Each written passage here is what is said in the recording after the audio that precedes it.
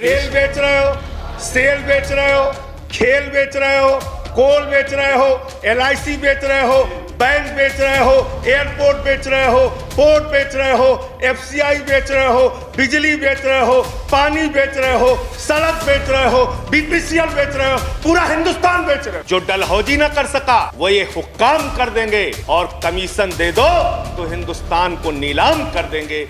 इस देश की हेलो दोस्तों, तो क्या ये मोदी सरकार इस देश को बेचना चाह रही है या बेच चुकी है या किराए पर देना चाह रही है या किराए पर दे चुकी है? ये पहले से ही तय कर लिया जाता है इस मोदी सरकार के द्वारा।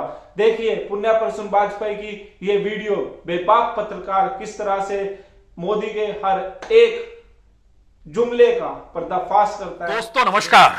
ऐसा होता नहीं है, शायद दुनिया के किसी भी देश में ऐसा हुआ भी नहीं होगा कि पूरे देश का बेसिक इंफ्रास्ट्रक्चर किसी एक व्यक्ति के हवाले कर दिया जाए और वह प्रक्रिया इस रूप में हो जिसको बताया जाए कि देश का विकास हो रहा है और आने वाले वक्त में देश की इकोनॉमी 5 ट्रिलियन हो जाएगी और देश चकाचौंध में समा जाएगा क्योंकि हम हर दृष्टि से संपन्न हैं। लेकिन जरा कल्पना कीजिए किसी देश के भीतर में क्या वाकई वहां पर सड़क, मेट्रो, रेल, बंदरगाह, हवाई अड्डे, थर्मल पावर प्लांट, खादान, कोयला खादान, आयरन ओर का खादान, ट्रांसमिशन, रक्षा के क्षेत्र, ये सारी चीजें किसी एक व्यक्ति के हवाले की जा सकती है क्या? आप कहेंगे कौन है वो शख्स और हवाले कर दिया गया, ऐसा आप कैसे कह सकते हैं? तो एक चीज और जान लीजिए, आज प्रधानमंत्री कुशीनगर पहुंचे, अंतर्राष्ट्रीय हवाई अड्डे का उन्होंने उद्घाटन किया। लेकिन यही हवाई अड्डा अगले बरस बिक जाएगा। जिस वक्त प्रधानमंत्री राष्ट्र को समर्पित कर रहे हैं कुशीनगर का हवाई अड्डा, उसी वक्त इस हवाई अड्डे की कीमत क्या होगी इस पर मंथन कर रहा है इस देश का नीति आयोग। जो अगले बरस 13 हवाई अड्डे बिकने वाले हैं उसमें कुशीनगर भी हवाई अड्डा उसका भी। इस देश की संपत्तियां किसी की निजी संपत्ति नहीं है। इस देश की संपत्तियां हिंदुस्तान के 130 करोड़ लोगों की संपत्तियां हैं। मान्यवर, ये रेल, ये सेल, ये बीपीसीएल, ये एलआईसी, ये बैंक, ये एयरपोर्ट, ये किसी की निजी संपत्ति नहीं है, बल्कि हिंदुस्तान के 130 करोड़ लोगों ने अपने श्रम से, अपने परिश्रम से इन कंपनियों को, इन संपत्तियों को बनाने का काम किया है। वो लोग सपूत कहलाते हैं जो संपत्तियों को बढ़ाते हैं, वो लोग कपूत कहलाते हैं जो संपत्तियों को बेचने का काम करते हैं। कपूत सरकार चल रही है सर, इस देश को बेचने का काम कर रही है, देश की संपत्तियों को बेचने का काम। बुद्धिस्ट सर्किट का जिक्र किया जा रहा है कि एक तरफ बनारस, दूसरी तरफ गया, तीसरी तरफ कुशीनगर, और यह सर्किट बुद्धिस्ट सर्किट के तौर पर है। यह भी पूरे तरीके से किसी व्यक्ति के हवाले हो जाएगा और इन 3 एयरपोर्ट के जरिए वह कितना कमाएगा यह आने वाला वक्त बताएगा। लेकिन मौजूदा वक्त में शायद इस देश के भीतर में कभी ऐसा नहीं हुआ कि प्रधानमंत्री किसी चीज का उद्घाटन करने जाएं और यह सोचते हुए जाएं कि आने वाले वक्त में इसे बेचा जाएगा तो कितना कमाई होगी, कितना पैसा आएगा। 6 एयरपोर्ट मौजूदा वक्त में अडानी के पास हैं। उन 6 एयरपोर्ट से हटकर 13 एयरपोर्ट उस फेरिस्त में है जहां पर अगले बरस उनको बेचा जाना है। जो एयरपोर्ट फिलहाल अडानी के पास है उसमें अहमदाबाद है, जयपुर है, लखनऊ है, तिरुवनंतपुरम है, मंगलुरु है, गुवाहाटी है। और ये सारे पैरेलल में इसके जो 13 एयरपोर्ट जिनको बेचा जाना है उसमें 6 बड़े हैं, 7 छोटे हैं। हर बड़े के साथ छोटे एयरपोर्ट को जोड़ के एक सर्किट बनाने की कोशिश की गई है और इसी को लेकर इस देश के नीति आयोग मंथन कर रहा है कि किस तरीके से उसकी बिड अगले बरस शुरू की जाए। उत्तर प्रदेश का चुनाव बीतने के बाद जब नया फाइनेंशियल ईयर शुरू होगा तो उसमें टारगेट रखा जाएगा किसी भी हालत में लगभग 36,000 करोड़ की कमाई तो होनी चाहिए। यह सारी परिस्थितियों के बीच में 6 बड़े हवाई अड्डे अमृतसर, भुवनेश्वर, इंदौर, रायपुर, त्रिची और वाराणसी, और जो छोटे एयरपोर्ट हैं उसमें हुबली है, तिरुपति है, औरंगाबाद है, जबलपुर है, कांगड़ा है, कुशीनगर है, गया है। और इसी सर्किट को ध्यान में रखकर 3,700 करोड़ रुपए की कमाई अगले बरस हो सकती है और इसके दायरे में कुशीनगर हवाई अड्डा भी है जो वाराणसी, गया के साथ जुड़ा हुआ है और यह सबसे बेहतरीन सर्किट माना जा रहा है और इसके जरिए सबसे ज्यादा कमाई होगी यह भी माना जा रहा है। अमृतसर के साथ कांगड़ा को जोड़ा जाए या जबलपुर को लेकर जोड़ा जाए, इसको लेकर बहस हो रही है। भुवनेश्वर एयरपोर्ट के साथ तिरुपति को जोड़ा जाए या झारमुंडा को जोड़ा जाए, इसको लेकर झारसुगुड़ा का जोड़ा जाए, इसको लेकर बहस हो रही है। रायपुर के साथ औरंगाबाद जोड़ा जाए या कांगड़ा जोड़ा जाए, इसको लेकर चर्चा हो रही है। इंदौर के साथ जबलपुर जोड़ दिया जाए, त्रिची के साथ हिबली या तिरुपति जोड़ा जाए, इसको लेकर भी चर्चा, ये पर्चे तैयार हो रहे हैं। आने वाले वक्त में बिड लगेगी। यानी 6 एयरपोर्ट जब इस देश में किसी एक ही शख्स को दिया गया, तो क्या हम कह सकते हैं कि अगले बरस जिस कुशीनगर एयरपोर्ट का उद्घाटन प्रधानमंत्री मोदी ने किया, वह भी अगले बरस अडानी की मालिकियत के तहत होगा। हम आज इस बात का जिक्र आपसे इसलिए करना चाहते हैं क्योंकि एक एक बेसिक इंफ्रास्ट्रक्चर को इस देश में आज पकड़ने की कोशिश कीजिए। 260 करोड़ रुपए लग गए इस एयरपोर्ट को तैयार करने में और इसकी कीमत आने वाले वक्त में क्या लगेगी कोई नहीं जानता है। किस लिए नहीं जानता है? क्योंकि इससे पहले भी जो एयरपोर्ट बेचे गए और उसमें जो कीमत लगाई गई, उसको लेकर एयरपोर्ट अथॉरिटी के जो कर्मचारी संगठन है, उन्होंने बहुत साफ कहा कि जनाब, जो पैसा लग जाता है आप उससे कम में बेच देते हैं। मसलन मैंगलोर, लखनऊ, अहमदाबाद जो एरोनॉटिकल और नॉन एरोनॉटिकल संपत्ति जो बेची गई, वह सिर्फ 500 करोड़ रुपए में बेच दी गई। जबकि एयरपोर्ट अथॉरिटी ऑफ इंडिया का जो कर्मचारी संघ है, इन्होंने प्रधानमंत्री को पत्र लिखा। इन्होंने कहा कि आप ही ने तो, आपकी तरफ से जो निर्देश आए थे उसमें public private partnership appraisal committee थी, उसने बताया था कि 1300 करोड़ का एक आकलन किया था, लेकिन आपने उसे भी 500 करोड़ में बेचने की इजाजत दे डाली। उन्होंने दी या उनके मंत्रालय ने दी, किस मंत्री ने दी, क्या दी, ये दूर की बात है। लेकिन ये पहली बार है इस देश में प्रधानमंत्री कुछ बेचने के लिए उद्घाटन करने निकलते हैं और ये कुशीनगर उसका ताजा उदाहरण है। लेकिन जब 6 एयरपोर्ट का जिक्र जो अडानी के पास है, इसका हमने जब आपसे जिक्र किया, तो इसको ऐसे भी समझिए कि जिस एयरपोर्ट को बेचा जाना है उसको थोड़ा दुरुस्त किया जाता है। जैसे गाड़ी बेचनी है तो उसको थोड़ा चमकाया जाता है, ठीक उसी तरीके से इस देश में एयरपोर्ट बेचा जा रहा था तो उसको दुरुस्त करने की दिशा में बढ़े और 14,500 करोड़ रुपया जो दुरुस्त करने पर खर्चा हो गया, उसकी एवज में उन एयरपोर्ट्स को बेचा गया जिन 6 एयरपोर्ट्स का हम आपसे जिक्र कर रहे हैं। इन एयरपोर्ट्स को ठीक करना है, इसके लिए भी सरकार की तरफ से एक बजट बनाया गया और कहा गया कि हम इसमें कुछ सुधार करेंगे, उसके बाद बेचेंगे। यानी 2017 से 2020 तक 2,500 करोड़ रुपए खर्च किए जा चुके हैं। तिरुवनंतपुरम गुवाहाटी हवाई पट्टी के विस्तार पर 100 करोड़ रुपया खर्च किया गया। खर्च इसलिए कर रहे हैं क्योंकि बेचना है। गुवाहाटी एयर स्पेस में लगभग जहां के जो एयरपोर्ट है उसमें 1,000 करोड़ रुपया खर्च किया गया, उसकी टर्मिनल की नई इमारत बताई गई, बेचना है। इंदौर में नया एयरपोर्ट ही बनाया गया, वह भी इसलिए कि बेचना है। जब इन बेचने की परिस्थिति में आते हैं और जब ये अडानी की कंपनी के पास ये जा रहा है, तब यहां से समझ में आता है जिन कंपनियों, जिस एयरपोर्ट के नाम कंपनियों द्वारा खरीदने की फहरिस्त में सबसे ऊपर में है, वो 4 एयरपोर्ट हैं, अमृतसर, भुवनेश्वर, त्रिची और इंदौर। संयोग से चारों प्रॉफिट में चल रहे हैं। जो घाटे में चल रहे हैं उसमें रायपुर और वाराणसी है। वाराणसी के साथ इसीलिए कुशीनगर और गया को जोड़ दिया गया है कि कम से कम यह सर्किट शानदार लगे और खरीदने वाला दुखी ना हो। ये तमाम चीजों को बेचने की पूरी प्रक्रिया के भीतर एक सवाल किसी के भी जहन में आएगा, टैक्स पेयर के पैसे से आप इस देश में एक इंफ्रास्ट्रक्चर खड़ा करते हैं और अगले बरस उसको बेचने की दिशा में निकल जाते हैं, ये सोचते समझते हुए कुछ पैसा मिल जाए। तो क्या सरकार मौजूदा वक्त में एक बिजनेसमैन की तरह काम कर रही है? इस प्रोडक्ट को बनाएंगे, इसको बेच देंगे, उसको बेचने से जो पैसा मिलेगा उसके बाद किसी दूसरे प्रोजेक्ट को बनाएंगे, फिर उसको बेच देंगे। और इस पूरी प्रक्रिया के भीतर में जब आप प्राइवेट सेक्टर के हाथ में बेच देते हैं तो इस देश की जिम्मेदारी से आप पल्ला झाड़ लेते हैं और प्रॉफिट बेस्ड इकोनॉमी को वो व्यापारी अपना लेता है। सरकार तो व्यापारी होती नहीं है। जब हम इन बात का जिक्र कर रहे हैं तब हमें लगता है, समझने की कोशिश कीजिए, जो हम आपसे जिक्र कर रहे थे कि बेसिक इंफ्रास्ट्रक्चर कैसे किस रूप में इस देश में हवाले कर दिया गया। इस देश में प्राइवेट सेक्टर नहीं बल्कि एक ही शख्स के हवाले। जैसे इस देश के बंदरगाह हैं, समुद्र से सटे हुए तमाम बंदरगाहों को परखना शुरू कीजिए। गुजरात का मुंद्रा पोर्ट, नेल्लोर आंध्र प्रदेश का कृष्णपट्टनम पोर्ट, गुजरात का ही हजीरा पोर्ट, उड़ीसा का धामरा पोर्ट, गुजरात का ही दहेज पोर्ट, केरल के तिरुवनंतपुरम में विज हिंजम पोर्ट, कहू पल्लई पोर्ट चेन्नई का, दीघी पोर्ट नवी मुंबई में जो क्रिएट किया जा रहा है, ये सारे पोर्ट किसके हैं? ये सारे बंदरगाह अडानी ग्रुप के पास हैं।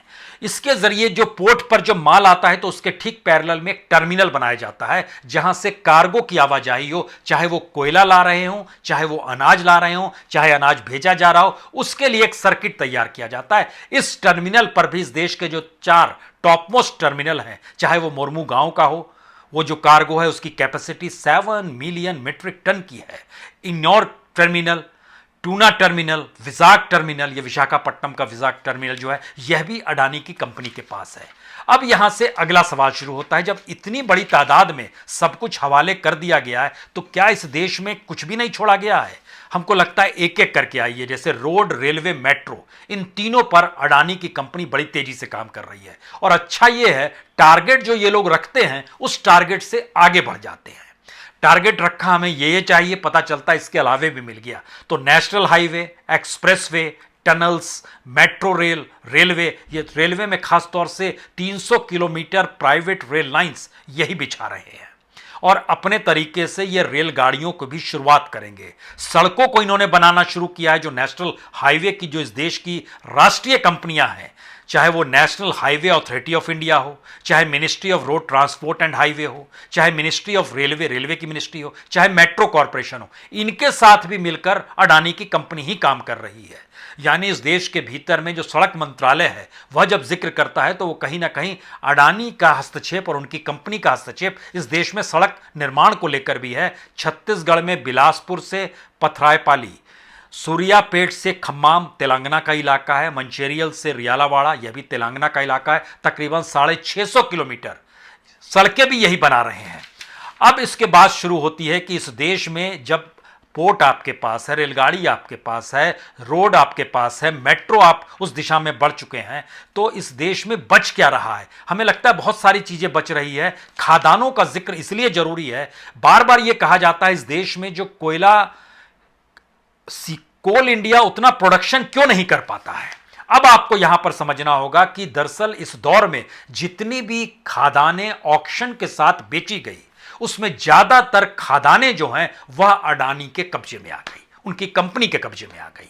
और उस कंपनी में कब्जे के लिए एक तो सीधे खदान को हाथ में लेना होता है और दूसरा होता है MDO यानी mining developers and operating.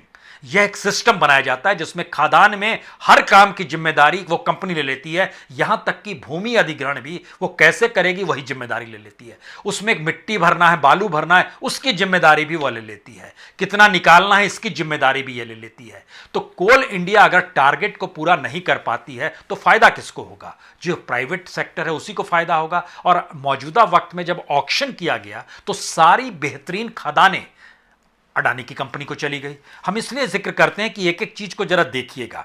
Chhattisgarh में परसा ईस्ट एंड कांटा बेसन, ये छत्तीसगढ़ में यहां पर कोल ब्लॉक है जो अंबिकापुर के नजदीक में है, यह अडानी के पास है। Parsa coal block, Kenta extension coal block, यह जो खादान ली गई है इसके जरिए राजस्थान राज्य विद्युत निगम को कोयला दिया जाता है। तो राजस्थान सरकार किस पर निर्भर हो गई? अडानी पर निर्भर हो गई, क्योंकि खदान इनके कब्जे में जो पूरा सिस्टम है माइनिंग डेवलपर्स एंड ऑपरेटर का, उसके जरिए राजस्थान राज्य विद्युत निगम को यही बिजली देंगे, वह भी इस पर निर्भर हो गई। छत्तीसगढ़ के भीतर में यह खदान है। उसके बाद आइए गिद्धमुरी पातुरिया कोल ब्लॉक, यह Chhattisgarh state power distribution company, यानी ब्लॉक भी छत्तीसगढ़ में और कोयला लेंगे अडानी के जरिए। Chhattisgarh state power distribution company कोयला खरीदेगी अडानी के जरिए, वह भी निर्भर हो गई अडानी की कंपनी में। गारे पेलमा, ये ब्लॉक 1 जो है यह पूरे कब्जे में है Gujarat state electricity corporation limited, यानी स्टेट गवर्नमेंट्स ऑनर हैं, लेकिन उसमें से कोयला निकालना और देने का काम अडानी की कंपनी करेगी। क्योंकि अगर प्राइवेट कंपनी लेगी तो उसको मेंटेन करना और पैसा देना और जो रजिस्ट्री का पैसा होता है यह सब में भारी पड़ जाएगा। तो उपाय निकाला गया स्टेट गवर्नमेंट से खरीदवा दिया जाए, खादान का ऑक्शन ले लिया जाए और वहां के जो जैसे राजस्थान राज्य विद्युत निगम है, छत्तीसगढ़ स्टेट पावर है, तीसरा जो हमने बताया गारे पेलमा, ये गुजरात स्टेट इलेक्ट्रिसिटी कॉरपोरेशन के मातहत है, लेकिन कोयला निकाल के देंगे अडानी की कंपनी। गारे पेलमा 2 जो है यह Maharashtra state power generation company के नाम पर है, लेकिन कोयला निकाल के देगी अडानी की कंपनी। गारे पेलमा 3 जो है यह भी Chhattisgarh state power distribution company के मालिकान में है, लेकिन कोयला निकालने का अधिकार इनके पास आ गया। जो तालाबीरा 2 और 3 है यह उड़ीसा में आता है। उड़ीसा की ये जो 2 कोल ब्लॉक्स हैं, यह कोल ब्लॉक्स पूरे करते हैं गवर्नमेंट ऑफ इंडिया के जो पीएसयू है, नेवली लिग्नाइट कॉर्पोरेशन लिमिटेड, यानी गवर्नमेंट के मातहत है, लेकिन कोयला कौन निकालेगा, खादान किसके कब्जे में, तो अडानी के कब्जे में। अब आप क्या करेंगे? इसी तरीके से मध्य प्रदेश के में है सुलियारी कोल ब्लॉक, यह Andhra Pradesh mineral development corporation जो स्टेट गवर्नमेंट का है उसके मातहत आ जाएगा। इस तमाम परिस्थितियों में हमने देखना शुरू किया कि जो इन तमाम कोयला खादान पे जो अडानी का कब्जा है, उनकी कंपनी का कब्जा है, उसके पास रिजर्व कोयला तकरीबन 2843 मिलियन टन है। इसकी कैपेसिटी जो ये निकालते हैं कमोवेश हर साल ये 100 मिलियन टन तक निकालते हैं और कैपेसिटी लगभग 3000 मिलियन टन की है। सवाल है इस देश में जो कोयला निकाला जाता है टोटल, और इस दौर में कोल इंडिया का कोयला कम हो गया, वह 716 मिलियन टन के लगभग निकल रहा है। तो कल्पना कीजिए कि कितने बड़े खनिज संपदा पर अडानी की कंपनी का कब्जा है और उसको किस रूप में कब्जा दे दिया गया है। ये फिर इसलिए सवाल है कि जो ऑक्शन में कंपनियां अगर कोल इंडिया के पास भी जा रही है तो कोल इंडिया भी अपने तौर पर समझौता कर लेती है अडानी की कंपनी से, वही सारी चीजों को देखेगी, माइन डेवलपर और ऑपरेटर वही हो जाएगी। शायद इसीलिए कोल इंडिया का जैसे अप्रैल से सितंबर तक का इस साल में जो टारगेट था वो 670 मिलियन टन का था, लेकिन वह अचीव कर पाई सिर्फ 249। कम इसलिए करेगी क्योंकि स्कैर्सिटी होगी, मार्केट में कमी आ जाएगी। कीमत कौन तय करेगा? प्राइवेट वाला तय करेगा। प्राइवेट में कौन बचा? तो एक ही कंपनी बची। और जो एमएसटीआईसी के जरिए जो बाहर से कोयला इंपोर्ट आता है, जो ई कॉमर्स सरकार की कंपनी है, उसमें भी अडानी की कंपनी ही साथ में जुड़कर सहयोग करती है। यह दूसरा हिस्सा है।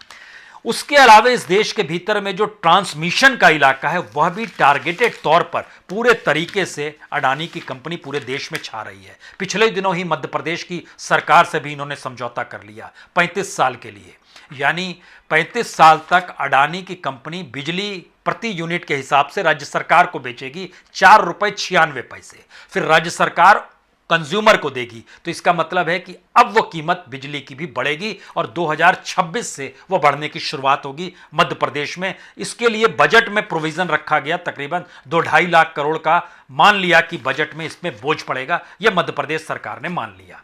लेकिन बहरहाल इंटरेस्टिंग यह है कि पावर ट्रांसमिशन में भी 2020 में ये 8500 सर्किट किलोमीटर जो ट्रांसमिशन की लाइन थी इसको ये चला रहे थे, और 2022 का इनका टारगेट था 20,000 सर्किट किलोमीटर ट्रांसमिशन लाइन होगी। लेकिन आप कल्पना कर रहे हैं 2021 में ही ये टारगेट पूरा हो गया। जब तक मध्य प्रदेश की सरकार से समझौता नहीं हुआ था तब तक 18,800 सर्किट किलोमीटर था, बढ़ गया ये। और इन बातों का जिक्र इसलिए महत्वपूर्ण है क्योंकि हमारे पास वो मध्य प्रदेश सरकार से जो समझौता हुआ उसमें ये जानकारी निकल कर आई कि ये सारी चीज़ें जब देखेंगे तो मध्य प्रदेश के 18 जिले 850 सर्किल किलोमीटर ट्रांसमिशन लाइन अब इनकी होगी तकरीबन 220 किलोवाट, यानी उसके मातहत ये 2 साल पहले से इसकी कवायद शुरू की और अचीव भी कर लिया।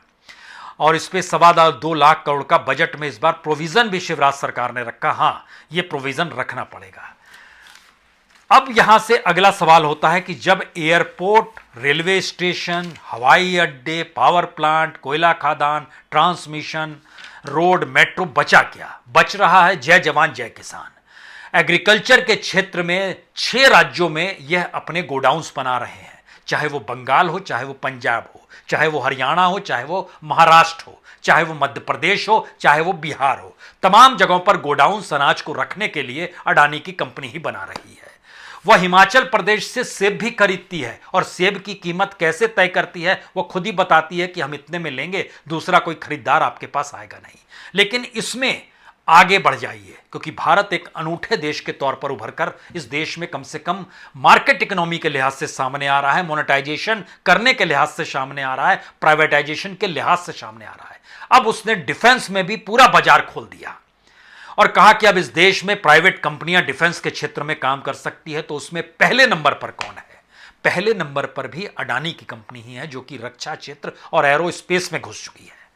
वो फाइटर एयरक्राफ्ट बनाएगी, वो अनमैन्ड एरियल सिस्टम बनाएगी, वो हेलीकॉप्टर्स बनाएगी, वो सबमरीन्स बनाएगी, वो एयर डिफेंस गन बनाएगी, वो मिसाइल बनाएगी, वो स्मॉल आर्म बनाएगी। ये सारी परिस्थितियां बताती हैं कि इस देश के भीतर में जो बेसिक इंफ्रास्ट्रक्चर, इस रूप में याद कीजिए कि जब भाखड़ा नंगल बांध का उद्घाटन करने नेहरू जी पहुंचे तो उस समय अगर वो कह देते कि आने वाले वक्त में इसको हम बेच देंगे, या फिर जो रांची में HEC जब उद्घाटन किया गया तो वो कहते कि आने वाले वक्त में हम इसको भी बेच देंगे, अब तो वो भी खत्म हो गया, मान लीजिए HEC भी पूरी तरीके से ध्वस्त हो गया है। लेकिन इस देश में लगभग 200 से ज्यादा PSUs जो खड़े किए गए, इस देश के भीतर में तकरीबन 70-75 एयरपोर्ट्स जब बनाए गए, इस देश के भीतर में जब रेलवे स्टेशन बनाए गए, इस देश के भीतर में जब रेलगाड़ियां शुरू की गई, हवाई अड्डे बनाए गए, क्या कोई प्राइम मिनिस्टर सोच भी सकता है कि वो उद्घाटन करने जा रहा है और अगले बरस उसको बेच दिया जाएगा? और उस बेचने की दृष्टि से इसकी कीमत कैसे बढ़ जाए, इसीलिए हमारी मौजूदगी वहां पर रहनी चाहिए।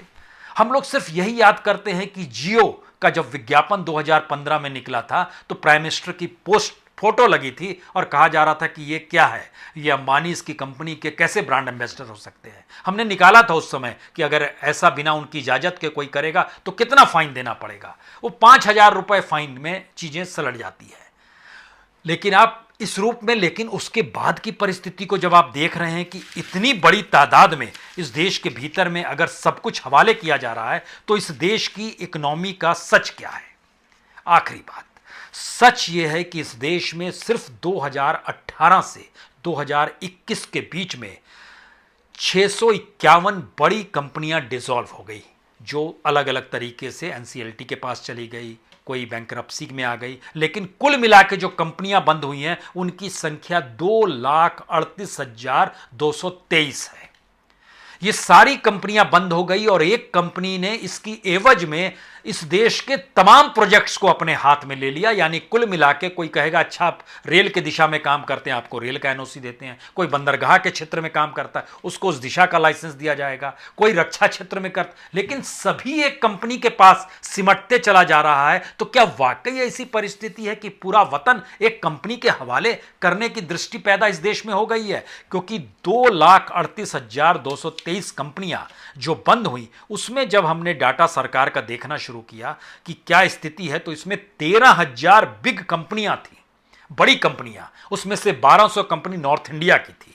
दिल्ली, NCR, हरियाणा, उत्तर प्रदेश, हिमाचल प्रदेश, उत्तराखंड, पंजाब, चंडीगढ़, इससे जुड़ी हुई जो तकरीबन 5,000 कंपनियां तो जो पूरी तरह बंद हो गई। 44 कंपनियों को किसी ने खरीद लिया, वो एक लिहाज से डिसॉल्व कहते हैं उसको, वह कंपनी हो गई। तो ऐसे में एक आखिरी सच भी जान लीजिए, भारत के भीतर में इतनी बड़ी तादाद में मिलीनियर भारत छोड़कर कभी नहीं गया जितनी तादाद में इस दौर में चला गया। आप मिलीनियर में कहेंगे क्या विजय माल्या भाग गया, जिसने 17 बैंकों को चूना लगाया? मेहुल चौकसी भाग गया, जिसने तकरीबन $1.8 बिलियन यानी लगभग 9,000 करोड़ से ज्यादा का पंजाब नेशनल बैंक को चूना लगाया?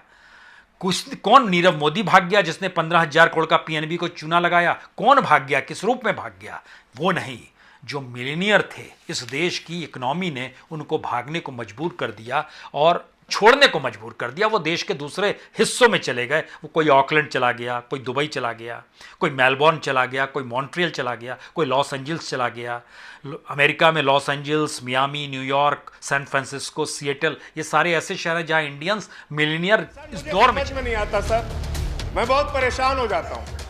मैं कहता हूँ अंग्रेजों को दलाल, पूरा इनको लग जाता है। ये क्या है सर? ये क्या है? मैं कहता हूं अंग्रेजों से माफी मांगने वाले, बुरा इनको लग जाता है। मैं कहता हूं अंग्रेजों के गुलाम, बुरा इनको लग जाता है। क्यों बुरा लगता है सर? क्यों बुरा लगता है? क्यों बुरा लगता है? अरे सुनो ना, सच को सुनो। दोस्तों, आशा करता हूं ये वीडियो आपको अच्छी लगी होगी। तो इस वीडियो को ज्यादा से ज्यादा शेयर करें, लाइक करें, कमेंट करें और इस पेज को फॉलो करना ना भूलें। धन्यवाद।